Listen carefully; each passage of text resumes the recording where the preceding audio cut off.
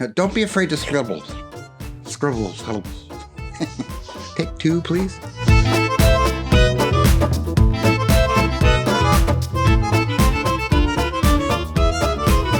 Hey everybody, welcome back. I'm Russ Edmonds, veteran animator and story artist. And today I want to talk to you about thumbnailing. Thumbnailing. Actually, before we get started, I just wanted to tell you I banged my head on a horse corral, and that's what you're seeing here on my lip. It's not some kind of a disease. Anyway, thumbnailing. I was always told when animating, you do 75% of it is thinking and 25% of it is drawing. And that thinking part comes in the form of thumbnailing. You're thinking and you're scribbling with your pencil, just trying to figure out what you want to do. And what you're really doing is trying to solve problems before they happen. You want to try to solve those problems before we actually get into animation. So like an example would be if, a character was going to turn its head, but you realize the head was already turned that direction. How am I going to turn that head?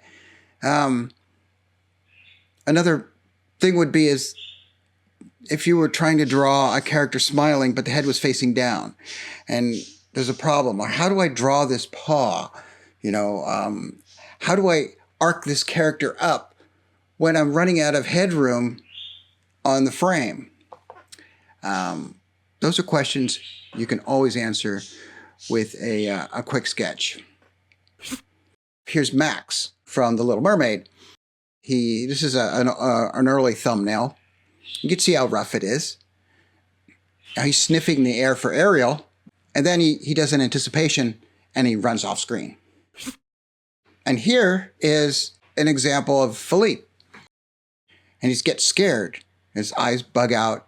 And then he does an anticipation into a take. Now I'm going to show you a piece of animation that I did for an animation tutorial on slow in and slow out that I did on my Patreon page. I'm just going to cut this piece out and put it here.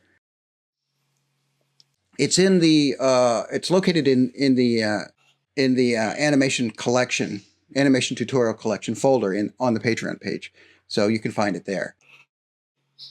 Anyway, this shows me working out the thumbnails for a scene that I had just made up. So let's get going with that. Let's make up a scene. Let's take a horse, George. This will be our model. George is skittish. He hears a crack of thunder, spooks, and looks to find where it's coming from. I'll jump ahead in time and show you the final scene. Then I'll show you how I did this. Hear thunder, look, look, look. Where to start? Always start with the thumbnails. So let me draw a little thumbnail. I'm gonna just keep this super loose, super rough. This is kind of my brain thought. I'm never gonna show a director this. This is just my ideas for myself. I'm gonna start with the horse at just kind of a sleepy position. He'll anticipate and then open his eyes. Then do a big anticipation and pop his head up. Look screen right. And then I'll have him float into the next extreme. So all these are extremes, right? And this is kind of what I'm thinking. So you'll basically blink, and then the next part is he's going to blink and then turn his head the other direction, drag his head one way, then the other way, and then I'll drag him back one more time. I'll do a quick head turn back. Every time he does a quick motion, I always have an extra extreme to slow into. That extra extreme, I call it a float. The extreme is just about the same as the original drawing, except just slightly more extreme. Now I'll show you when I draw it out. So this is kind of my general thought for a horse that just hears something and is, looks around, you know, gets excited, spooks in a way. So that's my thought.